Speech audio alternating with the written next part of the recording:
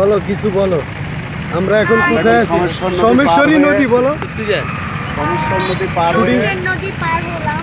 আমরা চীনামাটির পাহাড়ে আমরা যাবো। এখন চীনামাটি ইন্ডিয়ার দিকে ধাবিত হচ্ছি। চীনামাটির পাহাড়ে এখন আমরা যে জায়গাটাতে শুট করব সেটা হচ্ছে চীনামাটি পাহাড়। খুবই প্রসিদ্ধ একটা জায়গা যেখান থেকে ম্যাটেরিয়ালস, চীনামাটির পাত্র তৈরি হওয়ার যে ম্যাটেরিয়ালসটা এখান থেকে মূলত যায়। তো হচ্ছে আজকে আমরা পুরো শুটিংটা ওদিকটাতেই করবো। আর ভালোই লাগছে, এদিকে আমি প্রথমবার এসেছি।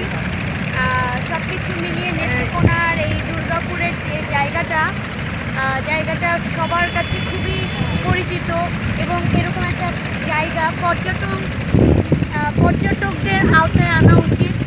জায়গাগুলোকে আরেকটু ডেভেলপ করা উচিত। বাই।